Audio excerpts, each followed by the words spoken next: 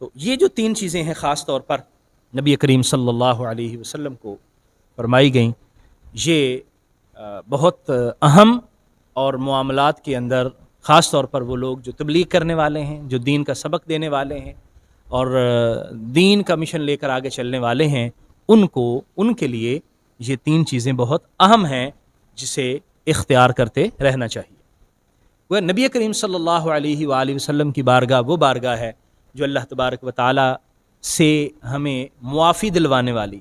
اور قرآن کی آیت مبارکہ سورہ نساء کی کہ حضور علیہ الصلاۃ والسلام کی خدمت میں صحابی آتے، عرض کرتے یا رسول اللہ غلطی ہو گئی، میں اللہ سے معافی مانگتا ہوں، آپ بھی میرے لیے اللہ سے معافی مانگیے۔ تو حضور علیہ الصلاۃ والسلام اللہ کی بارگاہ میں ان کے لیے استغفار کرتے، اللہ کریم ان کو معاف فرما دیتا اور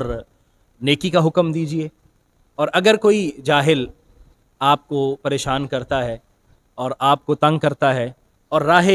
ہدایت کے رستے میں روڑے اٹکانے کی کوشش کرتا ہے تو فرمایا وَأَعْرِضْ، اس سے پہلو تہی کیجیے، اس سے اعراض کیجیے، یعنی آپ اس کو خاطر میں ہی نہ لائیے کہ وہ بھی کوئی چیز ہے، آپ اس سے منہ پھیر لیجیے۔ بہت سارے زندگی کے اندر معاملات ایسے آتے ہیں کہ شیطان ذہن میں وسوسے ڈالتا ہے اور آدمی اس طرف جانے کی کوشش شروع کر دیتا ہے، شیطان اپنے چکر میں لے آتا ہے۔ لیکن ظاہر بات ہے تقوی والوں کی بات ہو رہی ہے، جو شیطان کے پہلے ہی رستے پر ہیں وہ تو ہیں ہی، لیکن یہاں اہل تقوی کی بات ہو رہی ہے کہ جو متقی اور پرہیزگار لوگ ہیں، شیطان انہیں بھی اپنے جال میں پھنسانے کی کوشش کرتا ہے اور اپنے رستے پر لے جانے کی کوشش کرتا ہے، لیکن وہ کیا کرتے ہیں، جیسے ہی شیطان ان کو اس طرف لاتا ہے تو انہیں اس کا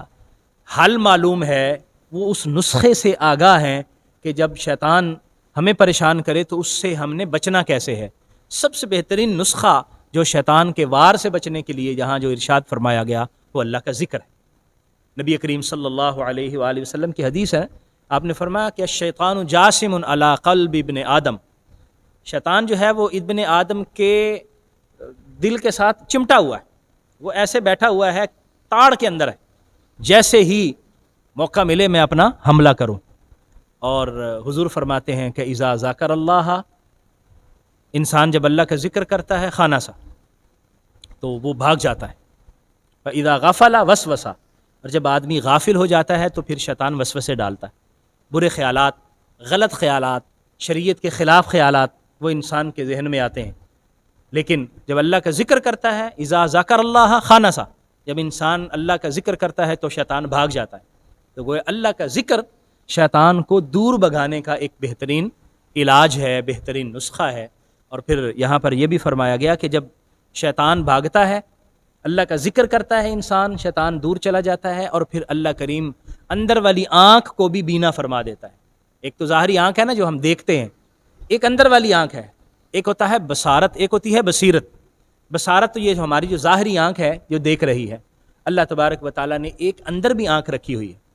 اور حدیث مبارکہ میں اس کا ذکر ہے، فرمایا اتقوا فراست المؤمن فإنه ينظر بنور اللہ، مومن کی فراست سے بچو کہ وہ اللہ کے نور سے دیکھتا ہے، یعنی اللہ تعالیٰ اس کو ایک اور آنکھ عطا فرماتا ہے، اور وہ جو آنکھ ہے وہ اہل تقویٰ کو اللہ نصیب فرماتا ہے۔ اور شیطان جب اپنے جال میں پھنسانے کی کوشش کرتا ہے تو پھر کیا ہوتا ہے، پھر وہ تھوڑا سا وہاں پر دھواں آ جاتا ہے، تھوڑا سا وہ جو چیز ہے وہ دھندلی ہو جاتی ہے۔ جب انسان اللہ کا ذکر کرتا ہے پھر معاملہ صاف ہو جاتا ہے۔ فَإِذَا هُمْ مُبْصِرُونَ، انسان کی پھر آنکھیں کھل جاتی ہیں۔ تو ان آنکھیں کھلنے سے مراد ظاہری آنکھیں نہیں ہیں، وہ تو پہلے ہی کھلی ہوئی ہیں، مراد باطن کی آنکھ ہے، مراد بصیرت کی آنکھ ہے، کہ انسان پھر وہ بصیرت کی آنکھ کھل جاتی ہے اور پھر وہ چیزیں دیکھتا ہے جو عام لوگ نہیں دیکھ پاتے۔ شیطان جن کو اپنے جال میں پھنسا لیتا ہے، اور شیطان نے لوگوں کی جو ڈیوٹیاں لگائی ہوئی ہیں کہ تم نے جانا ہے اور لوگوں کے دلوں میں وسوسے ڈالنے، جو بھی شیطان کے جال پھیلائے ہوئے اور شیطان کی جو بھی فوج ہے وہ سارا دن اور ساری رات یہی کام کرتے ہیں، وہ لوگوں کو اللہ سے دور کرنے کی کوشش کرتے ہیں، نماز میں غفلت پیدا کرنے کی کوشش کرتے ہیں، وہ لوگوں کے درمیان جھگڑا کروانے کی کوشش کرتے ہیں، اور مختلف طرح۔ حدیث مبارکہ میں آتا ہے کہ نبی کریم صلی اللہ علیہ وسلم نے فرمایا کہ شیطان جب چلے جاتے ہیں سارے تو اپنے اپنے کام کر کے واپس آتے ہیں شیطان کے پاس، بڑے شیطان کے پاس۔ یہ چھوٹے شیطان ہیں سارے جب واپس آتے ہیں تو وہ پھر پوچھتا ہے، ہاں جی تمہاری جو ڈیوٹی لگی تھی کیا کیا، کیا کیا کام کیا؟ کوئی کہتا ہے جی میں نے فلاں آدمی کو جھوٹ پر مجبور کر دیا، وہ نے جھوٹ بولا، فلاں آدمی نے ظلم کیا، فلاں آدمی نے رشوت کھائی، فلاں آدمی نے نماز نہیں پڑھی، فلاں آدمی نے روزہ نہیں رکھا، وغیرہ وغیرہ ساری چیزیں بتاتے رہتے ہیں، وہ بڑا خوش ہوتا ہے۔ اور جب آخر پہ ایک شخص بتاتا ہے کہ میں نے آج جو کام کیا ہے، میں نے میاں اور بیوی کے درمیان جھگڑا کرا دیا، تو شیطان کی سب سے زیادہ خوشی اس شخص پر ہوتی ہے، اس شیطان پر ہوتی ہے جو میاں اور بیوی کے درمیان جھگڑا کرواتا ہے۔ یعنی باقی بھی کام ہے، شیطان ان کو بھی اپریشیٹ کرتا ہے، لیکن اتنا نہیں جتنا اس شخص کو کرتا ہے جو میاں اور بیوی کا جھگڑا کروا کے آیا ہے۔ یعنی جو شیطان میاں اور بیوی کا جھگڑا کروا کے آیا ہے، شیطان اس کو بڑی شاباش دیتا ہے، تو نے صحیح کام کیا۔ تو اس کا مطلب یہ ہے کہ شیطان انہوں نے اپنا کام کرنا ہے اور روزانہ کی بنیاد پر اور ہر وقت کرنا ہے، تو وہ کوتاہی نہیں کرتے، بالکل سستی نہیں ہے۔ ہماری طرف سے سستی ہو جاتی ہے، ہم سستی کرتے ہیں، ہمیں بھی چاہیے کہ ہم سستی سے بچنے کی کوشش کریں۔ اعوذ باللہ من الشیطان الرجیم، بسم اللہ الرحمن الرحیم، وَلَقَدْ يَسَّرْنَا الْقُرْآنَ لِلذِّكْرِ فَهَلْ مِن مُدَّكِرٍ۔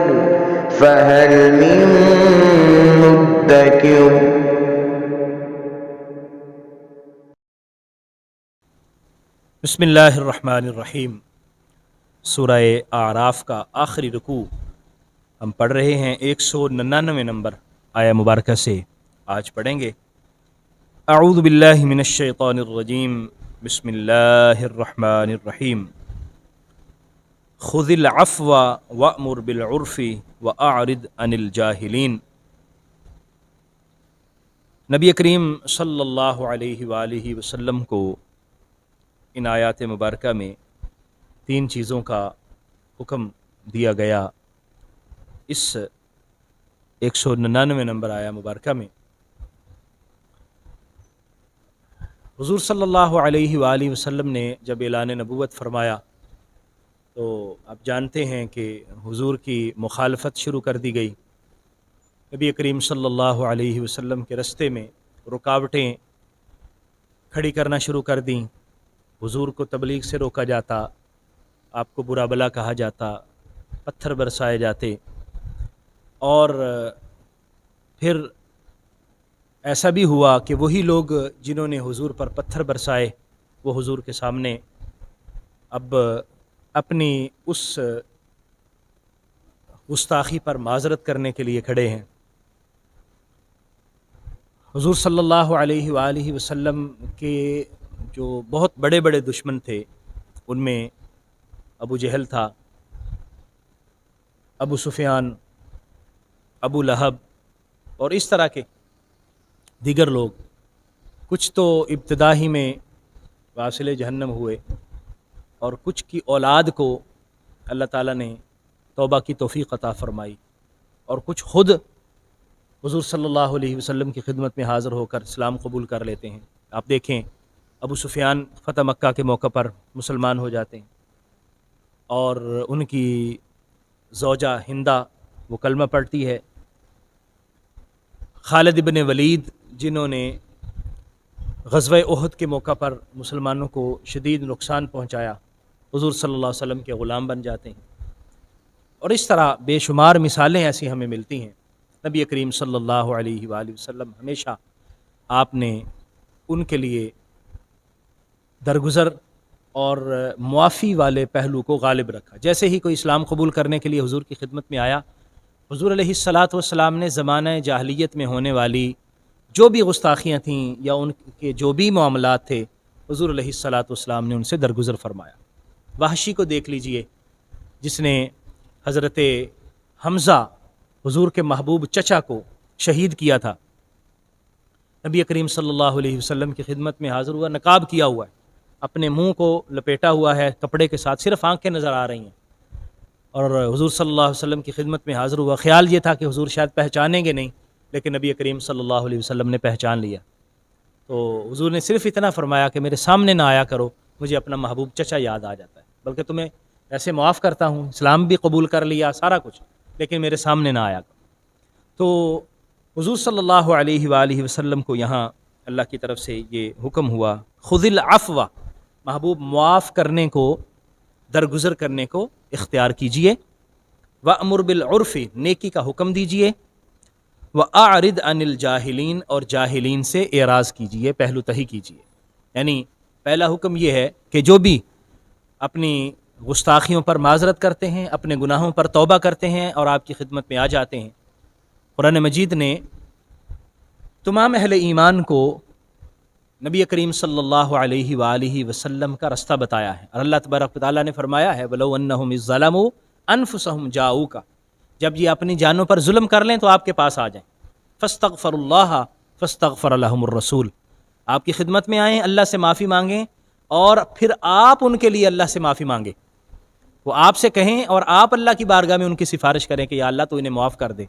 تو فرمایا لَوَجَدُوا اللَّهَ تَوَّابًا رَحِيمًا، تو پھر وہ دیکھیں گے کہ اللہ تعالیٰ کتنی توبہ قبول کرتا ہے، کتنا رحیم ہے۔ وہ نبی کریم صلی اللہ علیہ وآلہ وسلم کی بارگاہ وہ بارگاہ ہے جو اللہ تبارک و تعالیٰ سے ہمیں معافی دلوانے والی، اور قرآن کی اس آیت مبارکہ سورہ نساء کی کہ حضور علیہ الصلاۃ والسلام کی خدمت میں صحابی آتے، عرض کرتے یا رسول اللہ غلطی ہو گئی، میں اللہ سے معافی مانگتا ہوں، آپ بھی میرے لیے اللہ سے معافی مانگیے،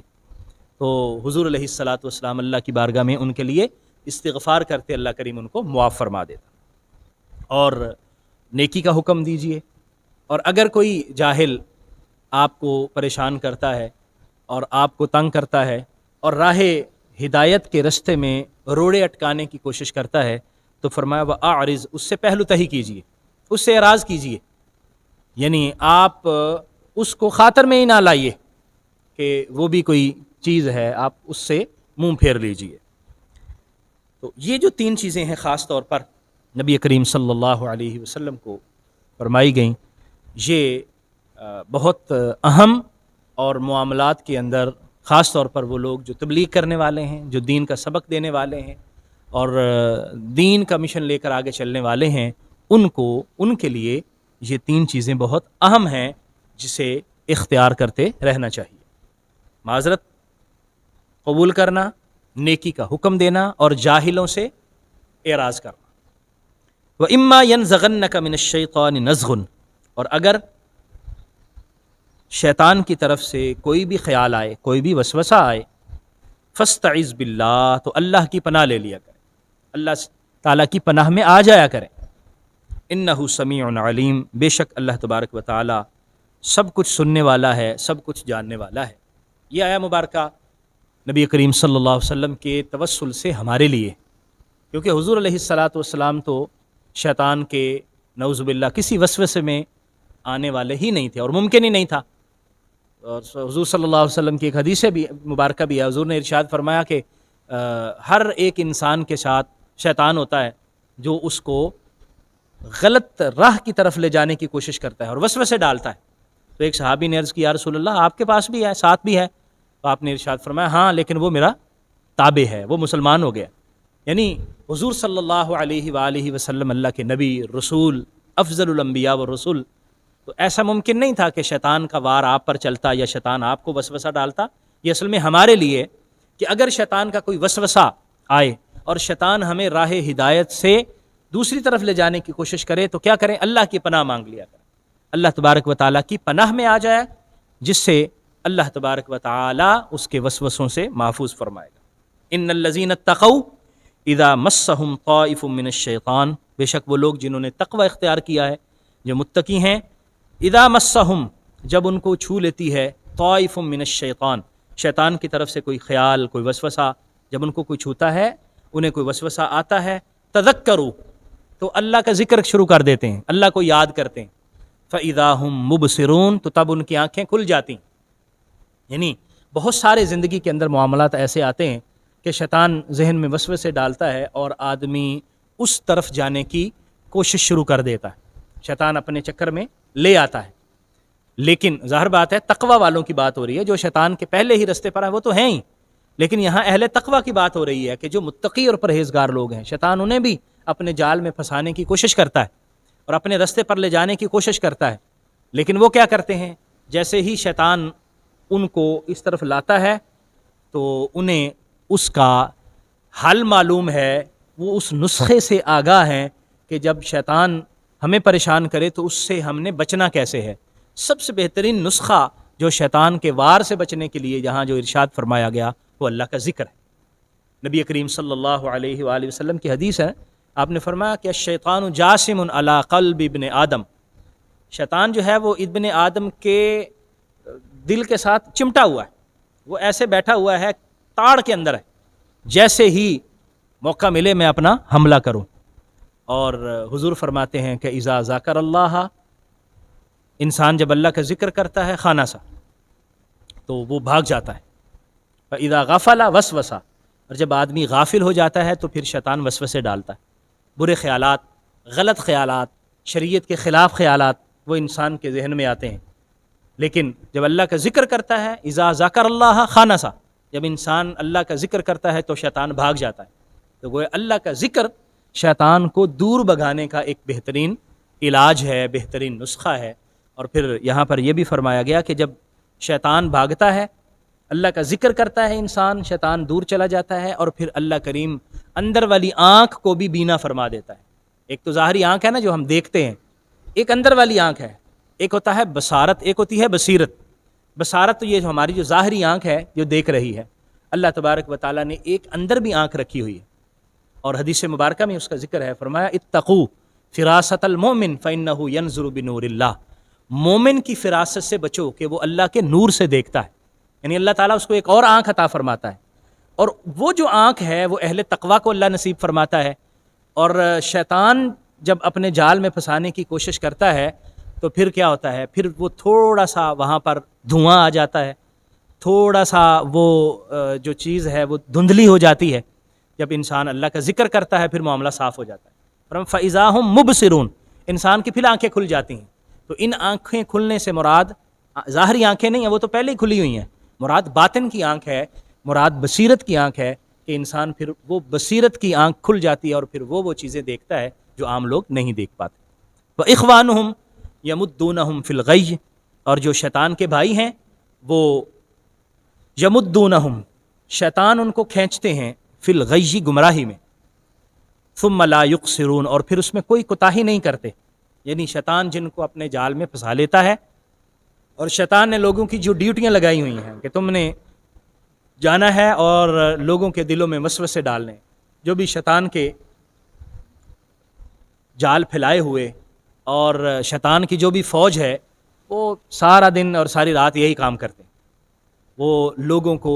اللہ سے دور کرنے کی کوشش کرتے ہیں، نماز میں غفلت پیدا کرنے کی کوشش کرتے ہیں، وہ لوگوں کے درمیان جھگڑا کروانے کی کوشش کرتے ہیں، اور مختلف طرح۔ حدیث مبارکہ میں آتا ہے کہ نبی کریم صلی اللہ علیہ وسلم نے فرمایا کہ شیطان جب چلے جاتے ہیں سارے تو اپنے اپنے کام کر کے واپس آتے ہیں شیطان کے پاس، بڑے شیطان کے پاس، یہ چھوٹے شیطان ہیں سارے جب واپس آتے ہیں تو وہ پھر پوچھتا ہے، ہاں جی تمہاری جو ڈیوٹی لگی تھی کیا کیا کیا کام کیا؟ کوئی کہتا ہے جی میں نے فلاں آدمی کو جھوٹ پر مجبور کر دیا، وہ نے جھوٹ بولا، فلاں آدمی نے ظلم کیا، فلاں آدمی نے رشوت کھائی، فلاں آدمی نے نماز نہیں پڑھی، فلاں آدمی نے روزہ نہیں رکھا، وغیرہ وغیرہ ساری چیزیں بتاتے رہتے ہیں، وہ بڑا خوش ہوتا ہے۔ اور جب آخر پہ ایک شخص بتاتا ہے کہ میں نے آج جو کام کیا ہے، میں نے میاں اور بیوی کے درمیان جھگڑا کرا دیا، تو شیطان کی سب سے زیادہ خوشی اس شخص پر ہوتی ہے، اس شیطان پر ہوتی ہے جو میاں اور بیوی کے درمیان جھگڑا کرواتا ہے۔ یعنی باقی بھی کام ہے، شیطان ان کو بھی اپریشیٹ کرتا ہے، لیکن اتنا نہیں جتنا اس شخص کو کرتا ہے جو میاں اور بیوی کا جھگڑا کروا کے آیا ہے۔ یعنی جو شیطان میاں اور بیوی کا جھگڑا کروا کے آیا ہے، شیطان اس کو بڑی شاباش دیتا ہے، تو نے صحیح کام کیا۔ تو اس کا مطلب یہ ہے کہ شیطان انہوں نے اپنا کام کرنا ہے اور روزانہ کی بنیاد پر اور ہر وقت کرنا ہے، تو وہ کوتاہی نہیں کرتے، بالکل سستی نہیں ہے۔ ہماری طرف سے سستی ہو جاتی ہے، ہم سستی کرتے ہیں، ہمیں بھی چاہیے کہ ہم سستی سے بچنے کی کوشش کریں۔ وَإِذَا لَمْ تَأْتِهِمْ بِآيَةٍ قَالُوا، اور جب کوئی بھی نشانی ان کے پاس نہیں آتی تو کہتے ہیں لَوْ لَجْتَبَيْتَهَا، آپ نے خود ہی کیوں نہیں گھڑ لی۔ یعنی بہت سارا نبی کریم صلی اللہ علیہ وآلہ وسلم تو چیزیں سن کر جو ہے وہ ویسے ہی اعراض کرتے تھے۔ کئی مرتبہ مشرکین اور دیگر کفار جو ہے وہ حضور علیہ الصلاۃ والسلام کو آ کے کہتے جناب اگر آپ اللہ کے نبی ہیں تو ہمیں یہ دکھا دیں، یہ معجزہ دکھا دیں، یہ معجزہ دکھا دیں۔ حضور نے بہت سارے معجزے دکھائے بھی، لیکن نبی کریم صلی اللہ علیہ وآلہ وسلم وحی الہی کے منتظر ہوتے، وحی آتی تو اس کے مطابق آپ فیصلہ فرماتے۔ اب اگر وحی کا تھوڑا سا معاملہ تاخیر میں آ جاتا، وحی لیٹ ہو جاتی، تو یہ لوگ آ کے حضور پر اعتراض کرتے، دیکھیں جی آپ تو کہہ رہے تھے آپ اللہ کے نبی ہیں، تو پھر ہم نے کہا کہ یہ نشانی دکھائیں، آپ نے تو نہیں دکھائی۔ تو حضور فرماتے بھئی میں تو وحی کا پیروکار ہوں، اللہ کی طرف سے وحی آئے گی تو میں تمہیں دکھاؤں گا۔ تو وہ کہتے ہیں کہ پھر آپ اپنی طرف سے بنا لیتے، اگر وحی نہیں بھی آئی، کوئی سوال ہے اس کا جواب اپنی طرف سے بنا لیں۔ لیکن نبی رحمت صلی اللہ علیہ وآلہ وسلم نے فرمایا ایسا نہیں۔ وَإِذَا لَمْ تَأْتِهِمْ بِآيَةٍ، جب کوئی بھی نشانی نہیں آتی، قالوا، تو کہتے ہیں لَوْ لَجْتَبَيْتَهَا، آپ نے خود ہی کیوں نہیں گاڑ لی۔ قل، محبوب فرما دیجئے، انما اتبع ما یوحى الیہ، بلا شبہ میں اتباع کرتا ہوں اس کی جو میری طرف وحی کی گئی ہے، من ربی، میرے رب کی طرف سے۔ ھذا بصائر من ربکم، یہ تمہارے رب کی طرف سے بصیرت افروز باتیں ہیں، وہدن، اور ہدایت ہے، ورحمتن، اور رحمت ہے، لقوم یؤمنون، اس قوم کے لیے جو ایمان لانے والی۔ یعنی یہ جو ساری باتیں کی گئی ہیں اور ساری چیزیں سمجھائی گئی ہیں، یہ اللہ تبارک و تعالی نے ارشاد فرمائی ہیں، اور اس کے اندر بصیرت بھی ہے، آنکھیں کھول دینے والی، بصائر کہتے ہیں آنکھیں کھول دینے والی باتیں وہ ہیں، ہدایت ہے، رحمت ہے۔ لیکن ظاہر بات ہے اس سے رحمت ہدایت وہ قبول کرے گا اور بصیرت والی باتیں وہ حاصل کرے گا جو ایمان والا ہے۔ فرمایا گیا کہ اصل میں تو ایمان والے ہی وہ ہیں جو ان سے نصیحت حاصل کرتے ہیں۔ اللہ کریم ہمیں توفیق عطا فرمائے، آمین۔ وآخر دعوایا ان الحمد للہ رب العالمین۔